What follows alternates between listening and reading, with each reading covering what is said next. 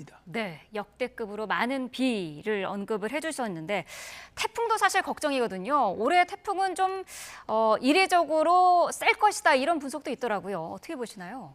그 엘니뇨하고 연관되는 건데 대개 슈퍼 엘니뇨가 발생했던 그 다음 해를 보면은 네. 태풍이 굉장히 늦게 발생을 합니다.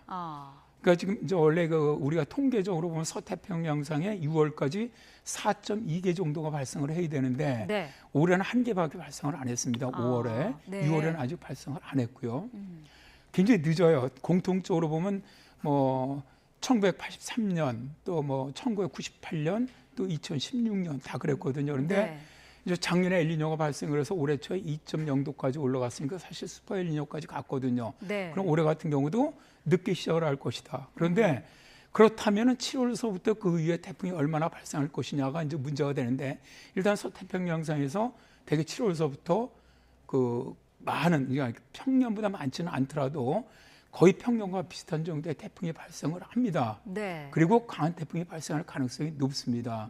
대개 이제 엘니뇨가 발생한 다음에는 우리나라 태풍이 강한 태풍이 들어오는 경우도 있다 이런 연구도 있는데 네.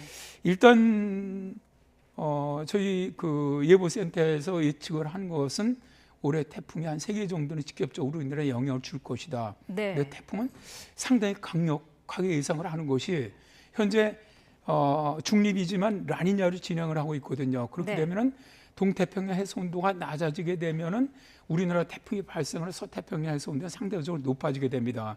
그럼 그쪽에서 더 많은 에너지를 공급받을 수 있기 때문에 상당히 강력하게 태풍이 발달할 가능성이 있다는 것이죠. 그래서 올해 우리나라를 많이 북상을 한다면 상당히 강력한 태풍이 영향을 줄 가능성도 있다라고 봅니다. 네, 3개 정도가 한반도에 영향을 미치고 아마 좀 강력할 것이다 이렇게 예측을 해주셨습니다.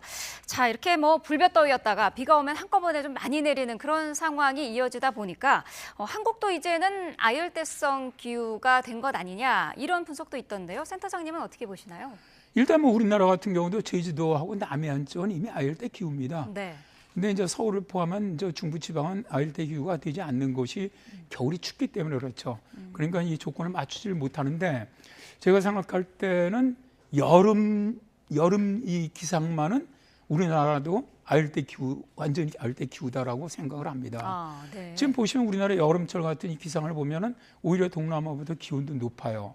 비 오는 패턴도 동남아 패턴을 이전 닮아갑니다. 옛날처럼 장마가 시작되더라도 계속 흐린 가운데 찌릿찌릿 이런 비가 아니고 네. 비가 오더라도 짧게 강하게 쏟아붓고 이런 그러니까 스콜성 혹은 뭐 우리가 말하는 뭐 게릴라성 이런 걸 지금 다 바뀌고 있거든요. 네. 이러한 패턴들이 사실은 아열대 기후에서 나타나는 특성들이거든요. 그래서 여름철 기후만은 우리나라도 이미 이제 아열대 기후로 변했다. 그렇게 생각을 합니다. 네.